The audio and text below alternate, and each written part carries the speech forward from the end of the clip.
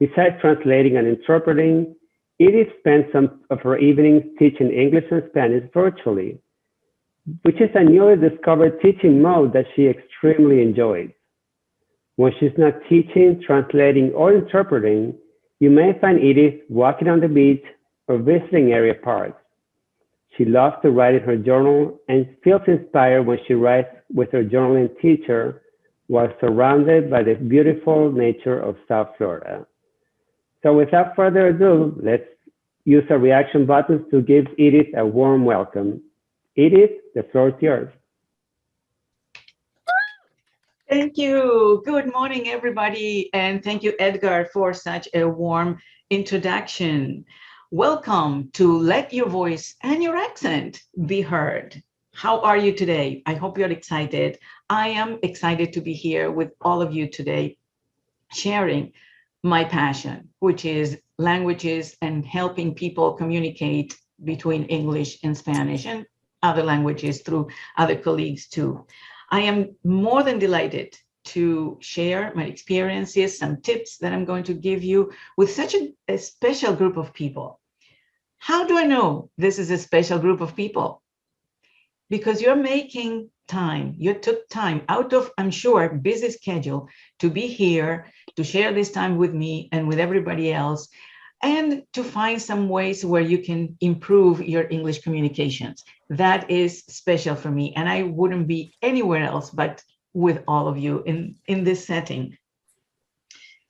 So before I give you a summary of what we're going to do today, let me see what languages we have here, what languages are represented here. So if you can just put it in the chat, just tell me what languages do you speak besides Spanish? Okay, we have Brazilian, Spanish, of course. What else do we have here? English. I like monolingual speakers. We have something for you too today. Chinese, wonderful. Jamaican patois, very nice, very nice. Okay, I like the variety of languages that we have. Spanish and Italian. Spanish from the River Plate, that's Argentina. Very good. Haitian Creole, excellent, excellent. Good variety, okay. So I have some little tips for some of you. The research that I did, a little research that I did about the different languages. All right, wonderful, thank you. I love those languages. All right, so you know that this workshop is sponsored by Toastmasters, right? Club Awesome in Coral Springs. So I know some of you, some of my Toastmasters friends are here. What other Toastmasters we have here? Tell me your name if you are a Toastmasters. I love being surrounded by Toastmasters because it's part of what I do, right? People that want to improve their communication skills. All right. Who's here at Toastmasters? Give me a name. I'll go first. Edgar Macedo. Okay. I am part of Club Awesome. Very good. For unmuting to say, I'm David Carr, member of Club Awesome, and also the founder of Online Presenters Toastmasters, which is an international online club. Very good. Very good. Olga Calvache from Post of Las Olas. Very good. Excellent. Annie Ayunchi from Club Awesome. Sorry. Mm-hmm. Very good.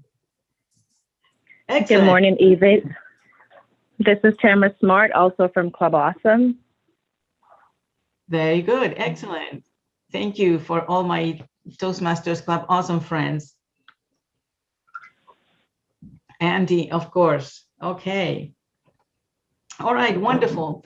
Well, for those of you who are not a Toastmasters yet, and yet is the key word, right? If you're not a Toastmasters yet, we're going to talk a little bit about how Toastmasters can support you in improving your communication skills. So we're going to see several things today, but if there's one thing that I want you to leave today with, if there's one thing that I want you to absorb, is this. If you grew up in another country, all right. I'm hearing a little bit of disturbance. Yes. If you could go ahead and mute. Okay, sorry.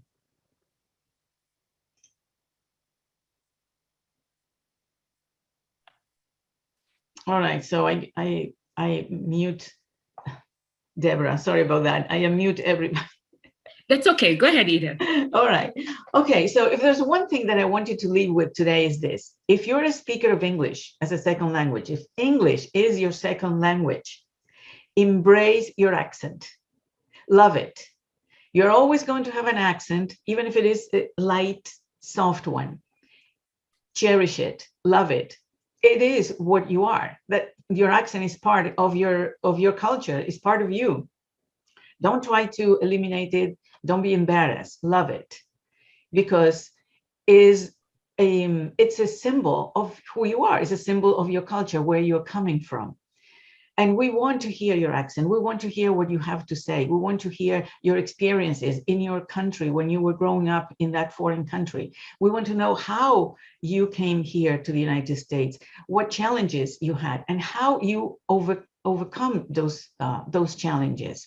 If you are Toastmasters, insert it in your speeches. If you do presentations at work, at school, talk about that. We want to hear your accent, your experiences, your culture. It is only when the accent is too pronounced that people cannot understand you that you have to do something about it.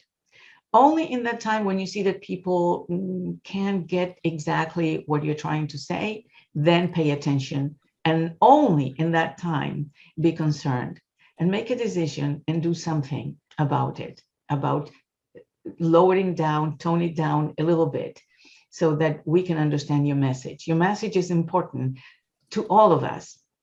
So let your message get through. So what are we going to hear today?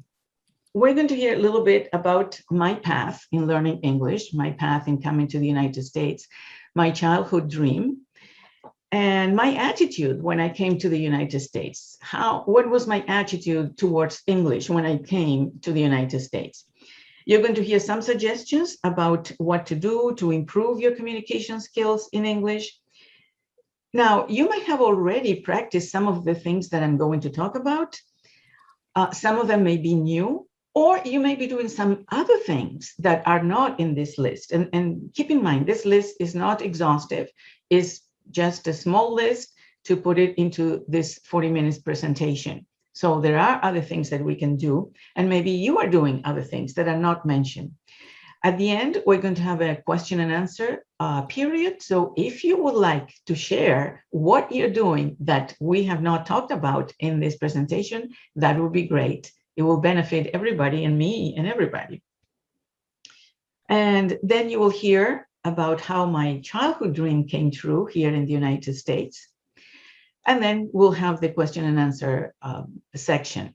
I prepared a resource package that you're going to receive through the email if you haven't received it yet, with resources, with contact information about some of the suggestions and some of the people that I'm going to mention, and some other tips that I wasn't able to cram into this presentation. So you have everything that you need to have in that resource package. And of course, you have my contact information if you have any questions. So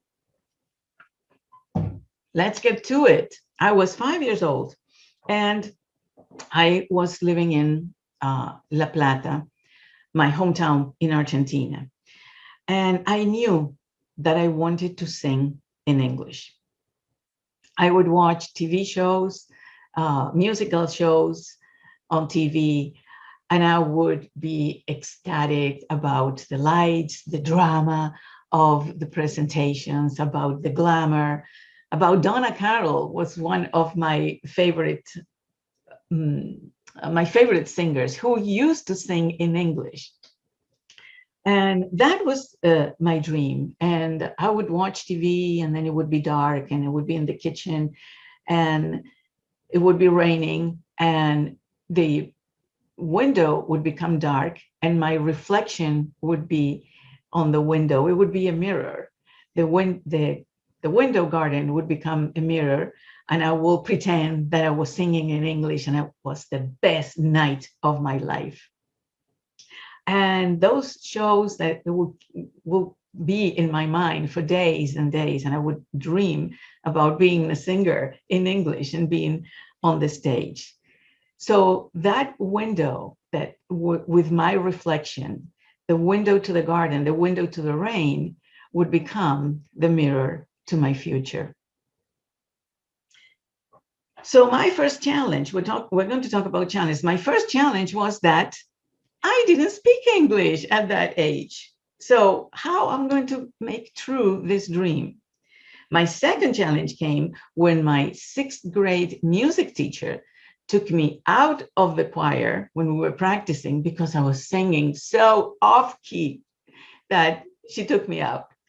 At the end of the practice, she noticed that I was the only girl that she took out. So she was compassionate and she put me back in. I guess she knew that one little girl that was singing off key in the conjunction of all the choirs, it wouldn't matter. But I got the message, right? I got the message. I cannot sing to save my life. So that was another challenge. Now, the first challenge, I've overcome it because my parents sent my sister Liliana and I to learn English. We took English lessons with a private teacher. So all my primary and secondary school, I learned English after school. And then I went on to the university and I studied translation, and I became a sworn Spanish translator. And one of my colleagues, Maria Laura, is here in this chat today. So good days, those days. And so those were my challenges. And you know, when we start something, it doesn't matter how old you are or where you are, you're always going to have challenges that you have to overcome. So we're going to talk about that today. And I want to ask you, what are your challenges? Just put in the chat and tell me, as a speaker of English as a second language, what are your challenges? What are your challenges at school or at work or in your neighborhood, in your community? And what is it that you want to accomplish? What do you want to see? Where do you want to see yourself in terms of English communications? Let me know. Let me see in your chat what you think is your problems, your challenges, your hindrances when you are in the communication in English mode. Is it your pronunciation? Is it oh, and Sylvia. Okay, Sylvia is also my other colleague. She's here. Thank you. The three of us would study together for years.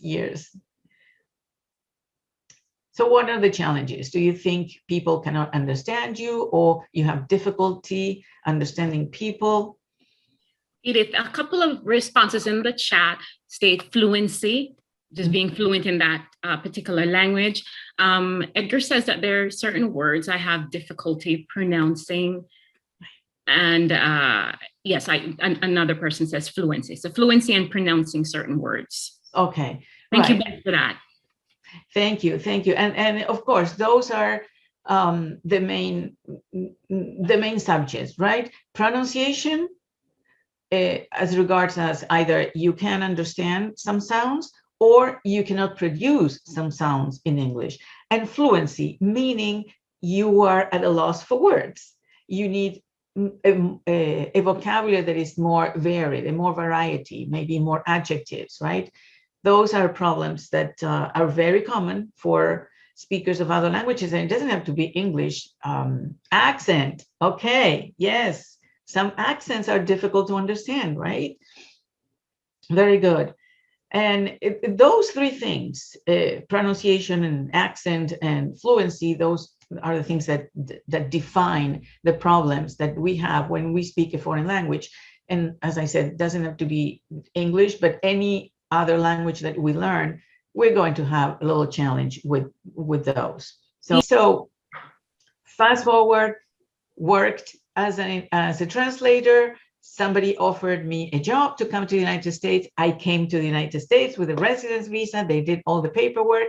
I went to work with a company that was a microscope, Olympus microscope dealership. Perfect. I have a job, English, fluent in English. I come here, no problem, right? Not. I couldn't understand the American accent. I couldn't believe it. I couldn't understand people. Why? Because I learned British English. We had a lab at the university where we had to practice phonetics, and we were not allowed to speak with another accent, with a different accent. We have to learn British English. So when I came here, it was a shock. Moreover, the company that I was working with had branches, representatives in the southeastern United States. So I often have to talk with people from North Carolina, South Carolina, Georgia. And as beautiful as the accent is, I couldn't understand a word. That's another situation that we encounter. Even if you're a monolingual speaker, there are regional accents that sometimes make it difficult for other people to understand you. And those are also options, instances in which you may want to rethink that and see if your regional accent as a monolingual speaker is very prominent. That takes away from your message. So how did I overcome that challenge? Well, my attitude when I came to the United States was to be involved in the American culture, be immersed in the American culture. And that's how I overcome that challenge. I was surrounded by English-speaking people. I knew my culture. I didn't want to be immersed in my culture because I knew it. I wanted to know this new culture that I was getting into. So that's my tip number one: be involved in the American culture. Surround yourself. Take a little break from your culture. Don't abandon it, but be immersed in the American culture. So going back to my story, I worked for the microscope company, Olympus dealership, and then they closed it. So what was I supposed to do? I decided to open my own freelance business, and I worked as a translator and interpreter and language instructor. And I joined Toastmasters. And after a few months, one of my teachers, I took classes at Miami-Dade College to become an interpreter. And one of my teachers says, Edith, your communication skills, your delivery of your interpretations are wonderful, are much better. Your voice, your posture, you have more confidence. You sound like a professional interpreter. And I said, yes, that's Toastmasters. So if you're a speaker of another language and you want to improve your English, that's my second tip. Join Toastmasters International.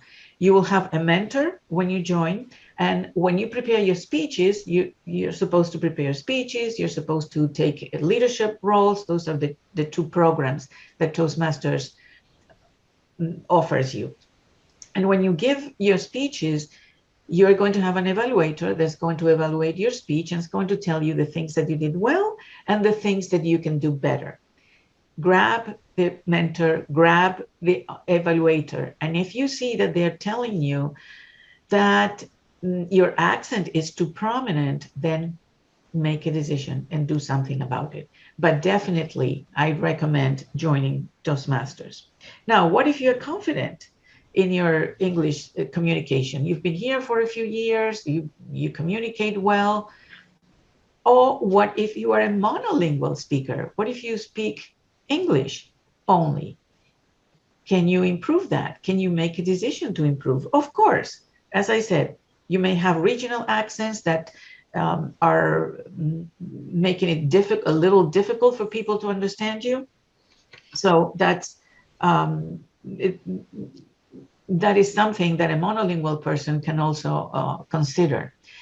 We also hear from outside of the country, the New Zealand accent, the Australian accent, right? Sometimes those are difficult to understand if we're not accustomed to them. But as I said before, don't get rid of your accent. Don't be too concerned about it. Only get concerned if you see that people don't understand you. But we love your accent. We want to hear what you have to say. So, example of monolingual speakers who improve their language. My neighbor, Linda, told me that her mother was very determined for her and her siblings to make them speak properly. She says that she admonished, cajoled, and implored her and her siblings on a daily basis to speak properly, eloquently, and politely. And that is that's a great advice, because the way you present yourself, is the way you speak, is the way that people perceive you. So especially in professional settings, you want to make a good impression, right? You want to make a very good first impression, and your impression is your voice, your language, your appearance, right? She also told me about her friend Mark, that was a person in charge of an admissions office in a Northeastern university. And there was a young man who was supposed to be there. And the young man decided that there was a problem in their family with someone that got ill. So he wanted to take a job and help their family with that. But then he decided that he was not going to stand Mark up in the interview. So he showed up at college, not prepared, very, very casually dressed, to explain why he wasn't going forward with the interview. But Mark, the admissions officer, was very impressed with his appearance, with the way he conducted himself, with his proper English. So he promised him that he was going to get all the financial aid necessary for him to fulfill his dream of coming and studying at the university, and he did. So even a monolingual person can improve their Spanish, English skills, and you will have more doors open than you would normally have. So tip number 3, if you are a monolingual speaker, make a decision to improve. It will not come automatically. You will have to work on it, but make a decision, work on it, and there's hope you can improve.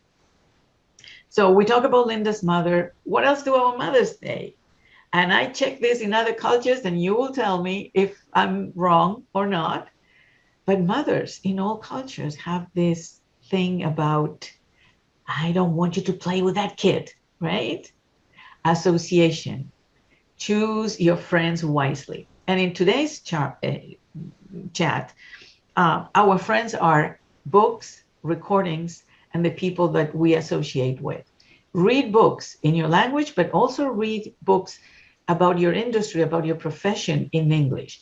Think about how you say certain terms in your language, in your profession. How would you say them in English? Do a little research. When you read the books, read to understand the subject matter, but also read to learn new words. Write it down. Record yourself repeating those words. Make sentences. Use the dictionary, right? And be around people that support you in your quest. One of my friends at Toastmasters told me that she made friends with her native nation, that she was from Vietnam, and she had difficulty with English. She would ask her questions, and one day they went together to the library, and they got a library card for this lady so that she can check out books and tapes and CDs and improve her Spanish. So tip number 4, read books, listen to the speakers, good speakers where you can learn from. Make friends with a native English speaker that will support you in your path to learn English, and ask them questions. They will help you. In all my years, I never found somebody that I asked him, what does this word mean? To tell me, I don't want to tell you, right? They may say, oh, I don't know, but they are willing to help us. So why do you think it's difficult to pronounce certain sounds in English? There are certain words that are easy, no problem, but there are certain sounds that you can't pronounce them. Well, unless you have a problem in your phonetic apparatus, meaning your vocal organs, the main reason that you can't pronounce it is because that sound doesn't exist in your language. So you've never learned how to produce it. And our vocal organs, when we talk about that, the phonetics apparatus, is basically our vocal cavity with our tongue, your teeth, the palate, and how we position our tongue in order to produce the different sounds.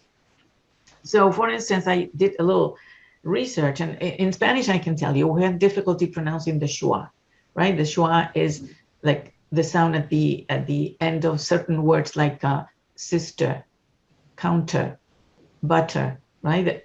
That sound is difficult for us, and even when it is longer, like in world or word or girl, right? So we have to learn how to position our organs of speech in order to produce that sounds. So there's hope. You can learn, just as you learn the other sounds, you can learn those sounds too, with a little practice, with an accent reduction class or a phonetics class. That's highly, highly recommended.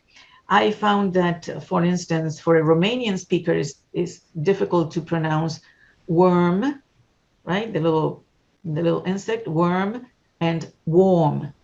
For a Chinese speaker, it's difficult to make a difference and to pronounce mountain, accountant. For Haitian Creole speakers, it's difficult to pronounce 3 and that, because they don't have that sound. So they tend to pronounce 3 or that, right? Also, they don't have third person singular like we have in English, like Edith teaches English. Well, that teaches, they don't have it in their language. So they tend to say, Edith teach English.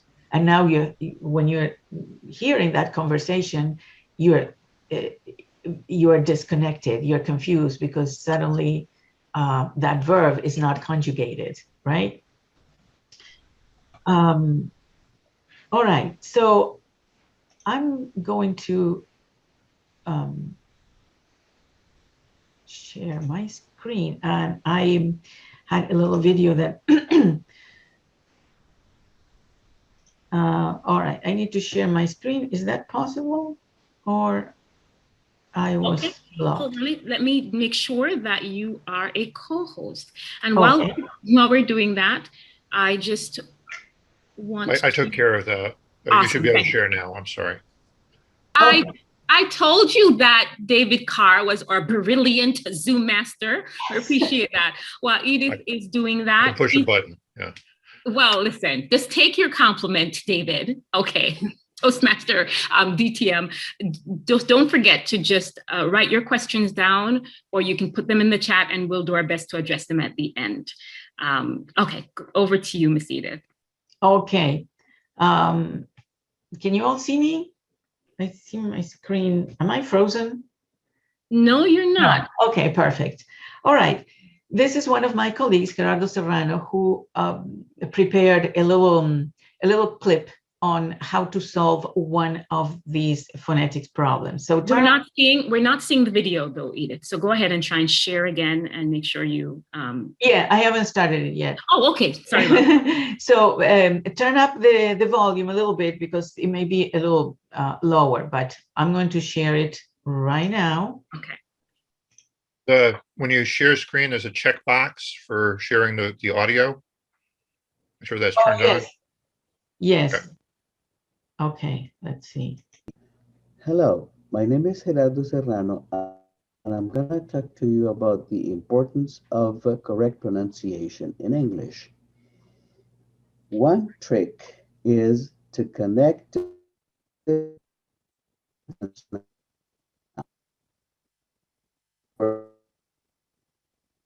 Edith, are you still there? Yeah. The video, it seems like the Wi-Fi issues are impacting that. Would you perhaps try to rewind a little bit, and let's see if we can hear the rest of what he had to say? Yes. Okay. It's frozen a bit right now.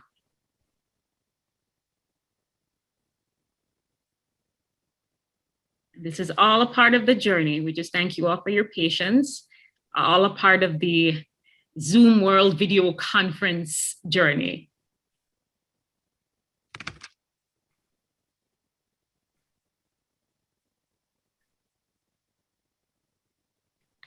Edith, are you still there?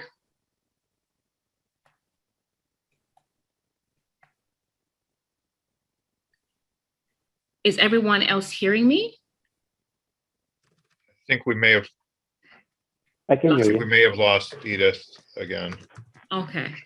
All right. Well, with that said, then I'm so excited about Roosevelt's suggestion. And I hope you're getting value out of this workshop so far, despite the technology issues. We're going to do our very best to push through. Are you getting value out of this so far? Go ahead and use your reaction buttons and help us to know if you're getting value out of this, if you've gotten some tips so far. All right, I see a couple of thumbs up. All right, well, we're glad to hear that. With that said, while Edith does her best to either call back on, I loved, I believe it's DTM Roosevelt had this really great suggestion. Oh, there you are. Listen, we're gonna push through. So we appreciate if you hang with us. We're gonna push through this to do our best to really deliver this content. Do you need a little bit of time to set up, Edith? No, I think I got it now. Here's Gerardo Serrano. Okay. All right, just let me know if you can hear it very well, but I think it will be okay.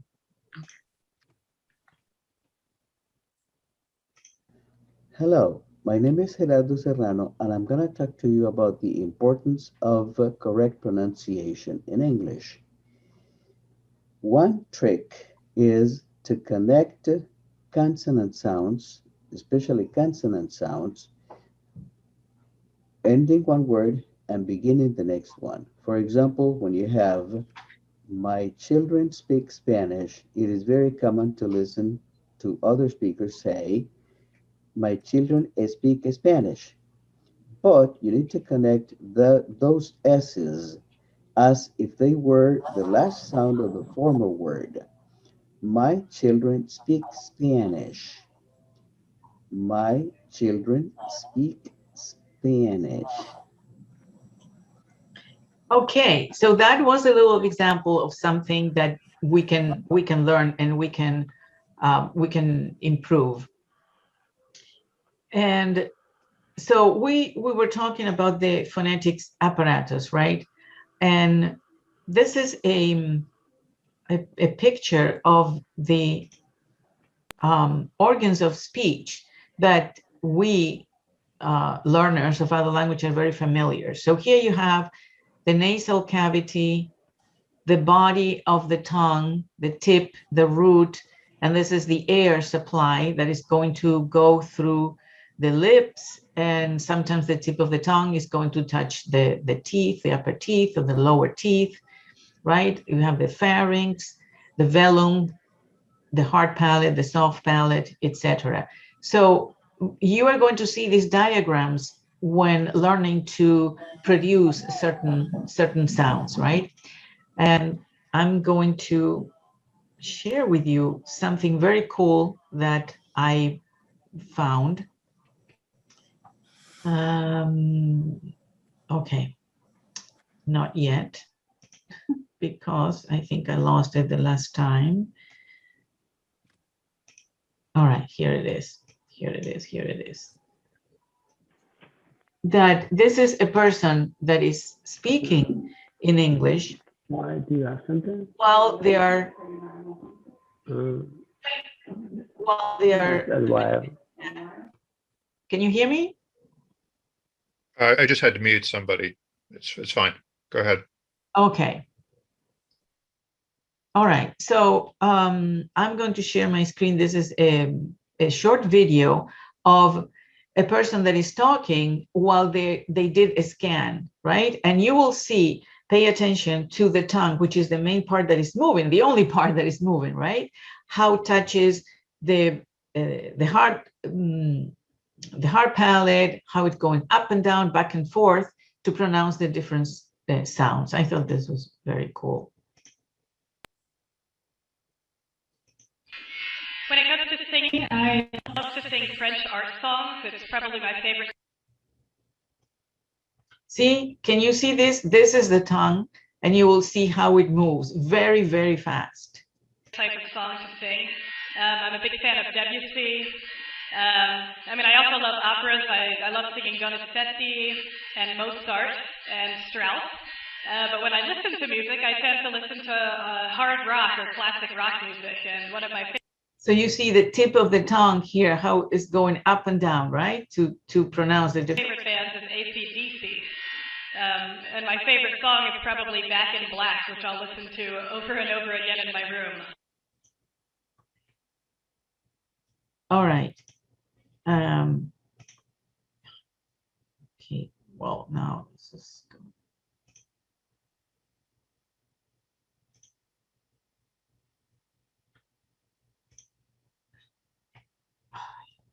All right. Okay. So continue. So that's an example of how we produce the sounds, right? And how a phonetics class can help us. So tip number 5, take a phonetics class or take an accent reduction class if you haven't done it yet. Writing is another way of improving our communication skills in English. Write a summary of a book or an article that you read. Write in your journal. I took classes of journaling writing. Techniques, those are techniques that help you to write on your journal in a way that your inner critic is not, you bypass the inner critic so that all your feelings, your sensations come up and you can write about them. This is for me, it was great to improve the descriptions, to learn more adjectives, as we were saying at the beginning, because you need descriptions to describe how you're feeling, what are you going through, right? And my friend Liz Reynolds presented a little, let me go back here while I prepared it. And she created a little video about her class. So I'm going to share her description of what we do in her classes, which really helped me a lot.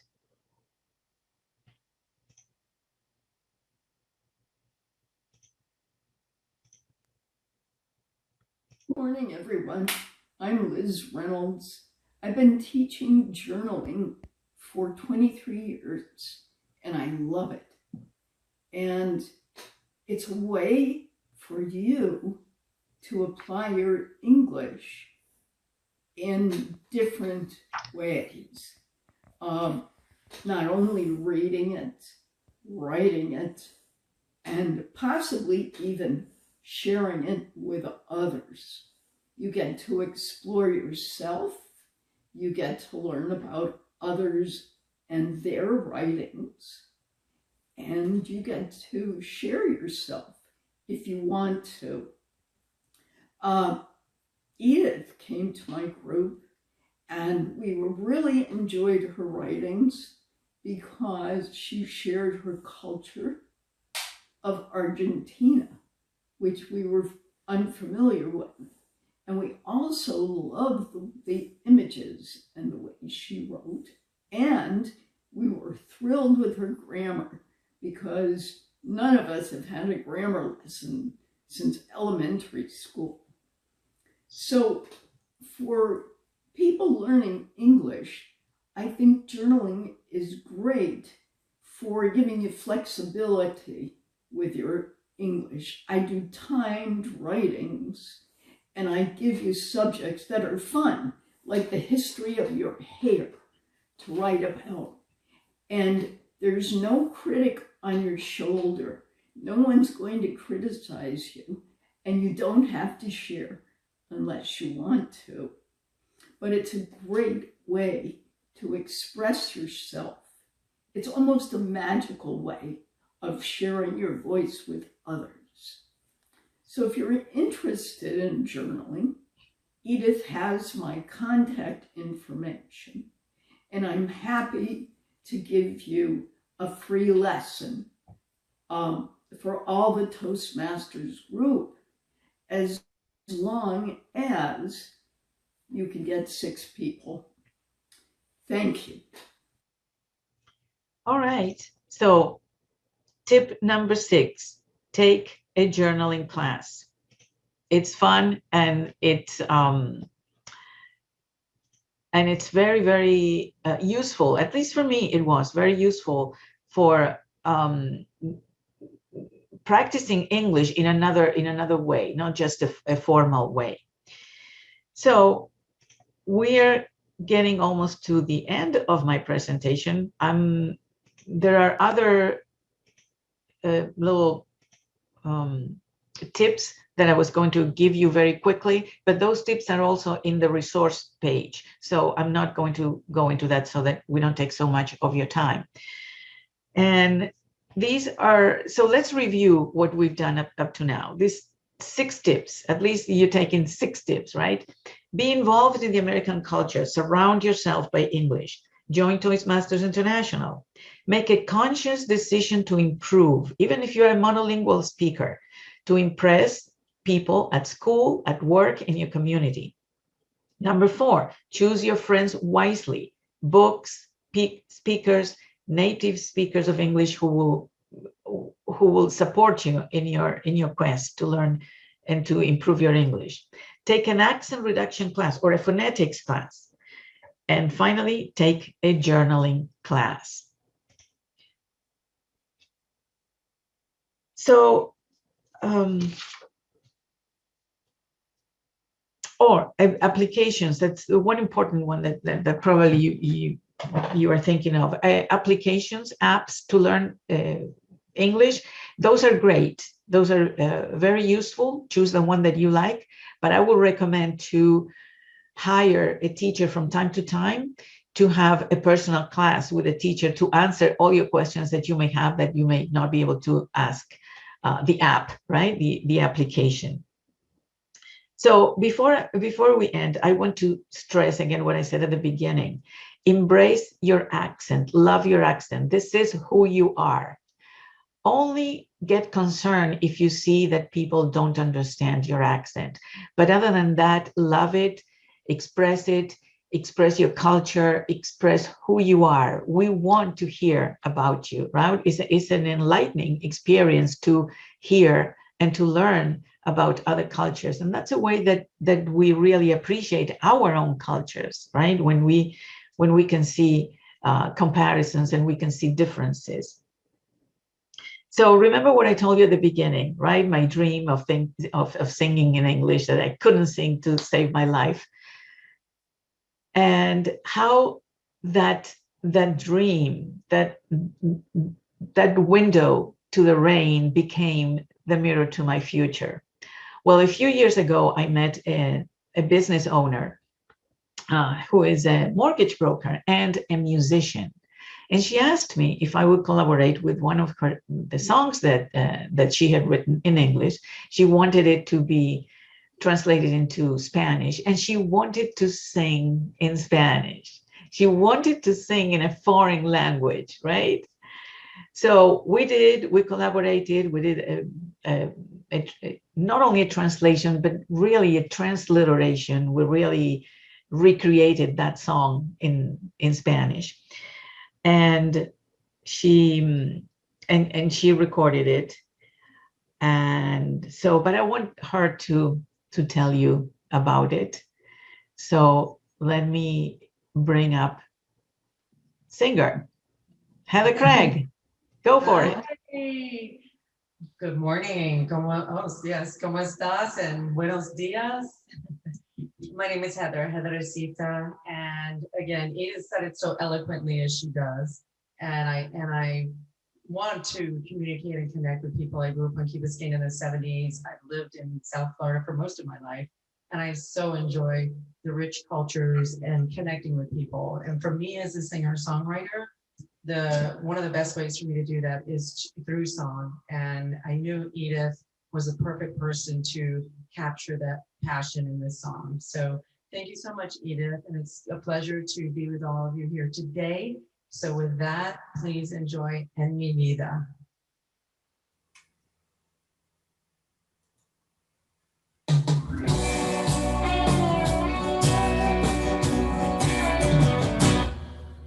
Mi vida ha sido interesante, pero ahora vuelvo a mi lugar. Tomé senderos diferentes, pero ahora vuelvo a mi lugar. En mi vida siempre fui huyendo. En mi vida, mi corazón me traicionó, me traicionó.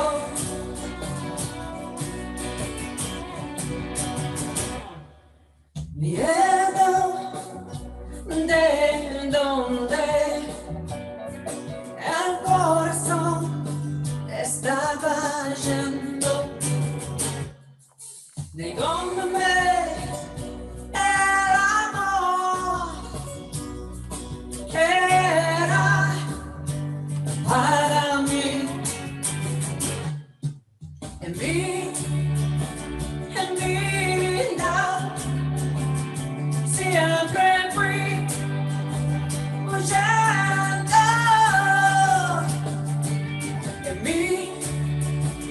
En mi vida, mi corazón me traicionó.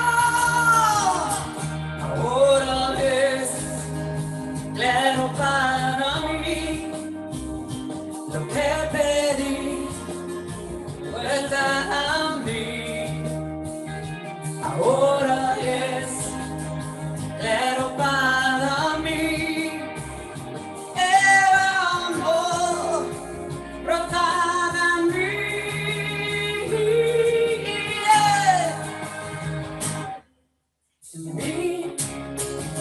En mi vida siempre fui huyendo. En mi vida, mi corazón me traicionó.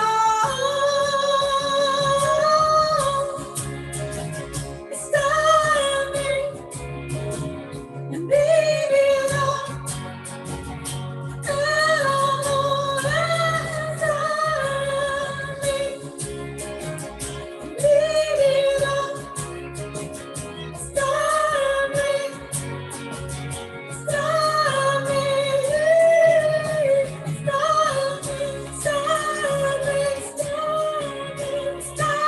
en mi vida, está en mí.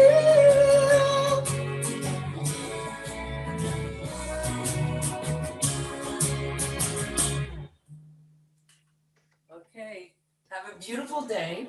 Thank you, Heather. Thank you, Edith. Thank you. That was lovely. And I think I completed my circle. My garden window became the mirror to my future. I found the music inside of me, and my song is being sung. Back to you, Deborah. Thank you so much, Edith. Ladies and gentlemen, can you just use your reaction buttons to give our speaker today a round of applause? Put some hearts in the chat. Oh my goodness, this was a fantastic experience. And we just want to thank you on behalf of Club Awesome. And I think I speak for all the people who are here today, for just sharing your story with us, for all the time that you took to prepare this, for the heart that you prepared this with, because as Edith and myself and Nardia spoke through this whole thing, you saw that her heart was to somehow do something to help those folks who are learning a new language, or if someone is monolingual and they want to ensure that they're being heard, that was her heart. She wanted to make sure that she brought value to you. And Club Awesome is so pleased. She's actually one of our past presidents and member, and we're just so pleased to have coordinated this event and for her willingness to put in the work to bring this to you today. One more time, can we just send her some hearts? Just put some hearts out there. We really appreciate it. And Heather, thank you so much for that beautiful song and for singing at 11 o'clock. Something I think singers are not usually willing to do, but you brought it here. And so we appreciate it. At this time, just quickly, I want to remind you that there is a survey in the chat. We really want to find out more about you, about how you feel about this event, other topics you would love for us to cover. So please use that link in the chat and ensure that you fill that out. I've also put some information there about if you wanted to hop by and visit Club Awesome, or if you wanted to find out more about joining our club, there's a link in the chat. So please take care of that. Now, we want to make sure that we answer any questions you may have. We're going to let you out of here no later than 11:30. So do you have any specific questions? Edith put aside this time because she wanted to make sure that she addressed specific questions that folks may have. So put those folks, or you can unmute yourself if you would like and directly ask her questions. Now, she presented a lot of good information, and we want you to know you are free, no judgments. This is really about you and adding value to you and helping you. So are there any questions that you have for Edith concerning just becoming more fluent, adding other words to your vocabulary, accent reduction, anything like that? I don't see any questions yet, and I think we have a brave group of people this morning. You braved everything. You stayed through this entire thing. Connectivity issues or not, you were willing to show up and stay the course. So we appreciate that. Of course, we have folks that are just throwing love at you, Edith. Lily's like, she's the best. And Nadia is saying that this was an excellent presentation. So we appreciate that. I think I see Anna Maria unmuted herself. I'm thinking that's a question. Yes. Go ahead, Anna. Well, it's a comment. Well, it's also a question. Thank you for the wonderful presentation. But also I want to ask Edith, in my case, it's public speaking. And sometimes I get the fear and I get paralyzed, even though sometimes, yes, I have a big group of words that I can choose of. But sometimes the fear prevents me from finding the correct word to talk, because when I see all these people looking at me, I got paralyzed. It's like, I don't know, it's public presentation. And that's the reason that I joined the Toastmasters. So just to get rid of that. However, what other recommendation you can provide about that? And well, about that, let's say. Okay, yeah, that's a great question. And I think all of us suffer from that, right? That's why we joined Toastmasters. And some people are lucky enough that they are outgoing. They don't have that fear or so much, right? Because we always have that fear, but they might be able to conquer it, right?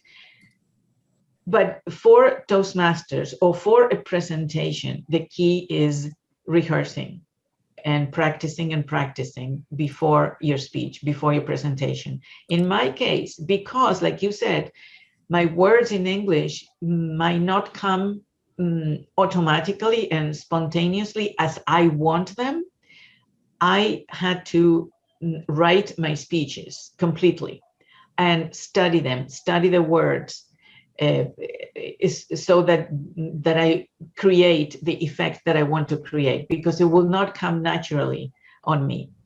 And once you practice and practice and practice, then it becomes naturally. Like I practiced a lot this presentation, and I think it came naturally because I knew where I was going. I knew the words that I wanted to use, and then it incorporates in yourself, right? But practice. What is if it is a spontaneous conversation with someone that asks you a question that out of the blue, and then you don't know how to react, what to express, what to say at the moment?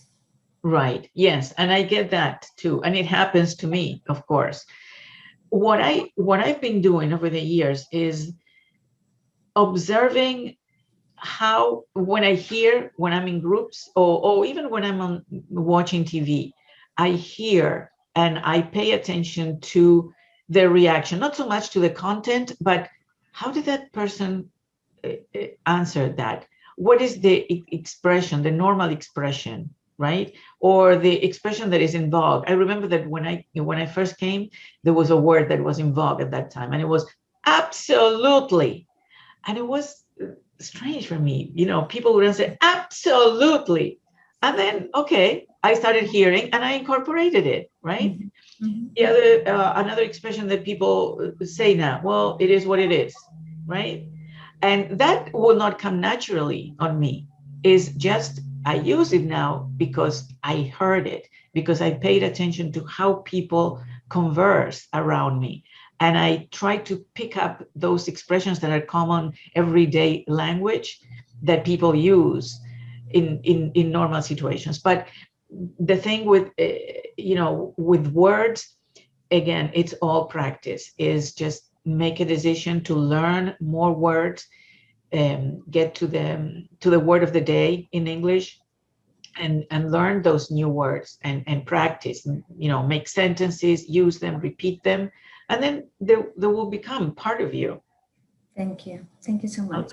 Thank you so much for that question, Anna. We appreciate it. All right, we have about 7 more minutes. We really want to answer any question. Again, this presentation was really all about you. Please send those questions in. Actually, you know what? You can unmute yourself. You don't need me. Unmute yourself and just ask Edith.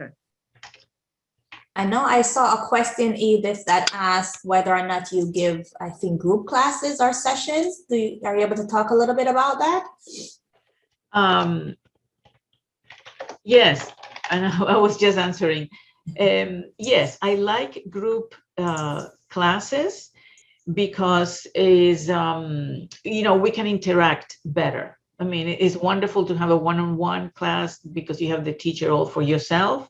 Mm-hmm. But groups of 2 or 3, even 4 is better because we can ask questions, we can hear different opinions, different ways of expressing. So yes, that's possible. I always try to find groups. It's not easy because we have to combine the schedule of everybody, but it's possible. It's possible, and I recommend that group classes if you can take one. Yes. Thank you so much, Nardia. Nardia is actually our Vice President of Education of Club Awesome. So we're so glad she had various conflicts, but she really wanted to be here today. So she made it happen, just like you, who stayed through till the very end, which is awesome. All right, so any other questions in the chat? Again, just Edith talked about a resource that you will be getting where there are even more tips, because she again wanted to make sure that she gave you as many resources as possible. And there's contact information on there. Be sure to click on that and review that. Any other questions? Just feel free Yes, to and just regarding the resources, I did email it out to everyone that RSVP'd this morning. So you should have 3 documents in your email with resources for you. Fantastic. Oh, we have Zoom Master David, and we just have on it Miss Nardia Aldridge. Love it. Love it. Any other questions? Or if you just want to share some thoughts with Edith about what you thought about this event, that's fine as well. Please do share them with her, but also make sure that you put it in the survey that I put. But go ahead and just unmute yourself. If you have no questions, you can just share a couple of thoughts with her if you'd like. Yes, if you have another tip that you're using that you haven't heard here, something that we haven't talked, and you want to share it, that would be great. I do have a question for Edith. Okay. Go ahead. What is the most efficient way to learn another language? For example, if English is my only language and I wanted to learn Spanish, what is the most efficient way short of going to a Spanish-speaking country? Great question. Right, that would be the best one, right? To go to a Spanish-speaking country for some months. Yes. And well, I am a big supporter of English classes, right? I mean, English or language classes, because I see the interaction with the live teacher. But as I said, we have apps now. There are different ones and different qualities and different prices or free. I would start with that. I would start with doing something that is free on your own. With an app or with classes. There are a lot of sites in the internet that teach different aspects of the language, even for people that are fluent, that already know how to speak the language. There are a lot of exercises to practice certain subjects that we may be not very sure. And so I recommend all that. I use it with my students. You know, we pick up exercises in the internet and to refresh some subject. But I would start with free apps and see how it goes. If you like that language, sometimes, you know, we like one language over another, or it's easier one over the other. And so that's an option, just to, you know, to start somewhere. All right. Perfect. All right. Perfect. Thank you very much. Thanks for that question. So a couple of things before. Dr. Byrne, I'm going to get to you in just a moment. We do have a couple of comments in the chat. So Analia shares that singing is very useful to acquire fluency and have a better accent. So singing is one of those things.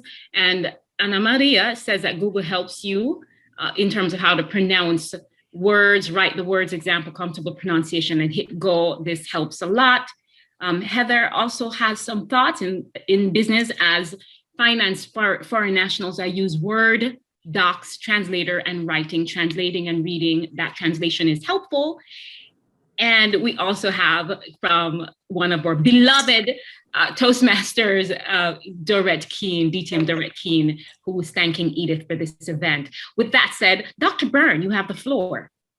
Yes, Edith, you talked about the experience you had trying to learn English, and you found out from your classes that you were learning a British, UK kind of English, and then when you came here, you found that challenge. Normally, one talks about either going to classes or going into an immersion experience. Certainly, Dade County, which is 65% primary Spanish speaking, you also have that mixture of, you have true Spanish, you have Mexican Spanish, you have Puerto Rican Spanish, you have Venezuelan Spanish as dominant areas. So how do you separate what you're picking up in terms of quote, pure Spanish versus all the different subsets from all those countries that are all mixed into one area? Right. That's a great question. Like English, right? We have different accents, regional accents in the United States, and then English in other countries, right? Spanish, we have all these different, and I would say regionalisms. They're not dialect because we can all understand each other, except when we talk about fruits and vegetables, they're all different. But Normally, I also taught Spanish for a language company years ago, and we used to have a material from Spain, and that's the most neutral and the Spanish that will serve you everywhere, right? But besides that, we also had material coming from other countries, magazines or tapes that came from Mexico or from from Venezuela or Colombia. So we got familiar with different accents when we were listening to the tapes, to the CDs, or different ways of writing. But you won't have a problem to understand each other, except the conversation is very, very everyday conversation. And that's when, the sayings come into place. And some of the sayings the Colombians say, I don't understand. I understand the words, but I don't understand what they're saying. But that's not something that you're going to encounter. For instance, you as a physician or someone who is going to address an audience, right? There's like a neutral Spanish in the same way that is a neutral English, right? Like if you are in Britain, you may have difficulty with the accent or maybe certain words, but you can understand because in the context, you can make up for the words that maybe are regional, right? With that said, thank you so much for that response. And thank you for that question, Dr. Byrne. Everyone, once again, on behalf of Club Awesome Toastmasters in general, and I think I also speak on behalf of Edith, thank you so much for taking the time this Saturday morning to spend time with us and learn how to let your voice be heard. Have a fantastic rest of the weekend. There are a few links in the chat. Please give us your feedback about this event and how you think we could improve it. With that said, we're going to hang out a little bit, but our event is officially over and we so appreciate you being here. Bye, everyone. Bye. Thank you. Bye. Thank you. Heather, loved your song. Keep singing. Yes, my friend. And let me tell you, what a great presenter you are. Edith, you did amazing, first of all. But Deborah, just to keep the calm and the zen going through these little things. Perfecto. Gracias. Thank you. Definitely. It's great being around other Toastmasters. It certainly sharpens you. And yeah, being calm is a wonderful thing, but it helped so much that this was such a great group and that you all stayed. There are other presentations where half the folks would have been gone. But Edith, you have a faithful group of fans that were just diehard. They're like, I'm not going anywhere. I will stay through this. So I think that's fantastic. Yes, it was really, there was a lot of energy, even though I couldn't see them, I couldn't hear them, but somehow I felt the energy, and that, that's always good because it when you feel the energy, you can express it. And I think that's what happened. Yeah, thank you all. I think someone is asking you a question, Heather. They're asking you if you wrote that song. Yes, I wrote it. I first created it on the guitar and then did the lyrics, everything. I actually have the lyrics that I can share in a PDF with you, and it's the translation. It's from the English to Spanish. But I've been playing guitar, piano, and percussion drums since I was 8 years old. And I took voice lessons, and my brother as well, from a gentleman named Carlos Varela in Coral Gables. I don't know if anybody knows him, but he was amazing. And I've always loved it. So yeah, I'm working on another CD. I have a CD out. So I can certainly, keep you guys up to speed as we progress and share voices and all of that. So if I have any other collaborators out there in Musica, bring it on, ven acá. Absolutely. And Heather, why don't you, for the folks who are still here, I'm not sure if we have it anywhere else, but why don't you if you have a website or a number or anything like that, just drop that in the link. Now, this is the song that you and Edith collaborated on, where she got a chance to sing her song, even though she was kicked out of the choir. Oh, she can be in our choir. It's okay. I'm telling you. That's fantastic, though, to still hear someone else singing your song, but you played a role, and that's fine. Your gifting is in the area of just ensuring that people get a chance to let their voices be heard, even if it's not through song. So that's fantastic. Exactly. Yes. We want to hear the voices. All right. So be sure that you copy those links in the chat, and we are going to sign off. But once again, it was a pleasure meeting all of you, and thank you so much for being here.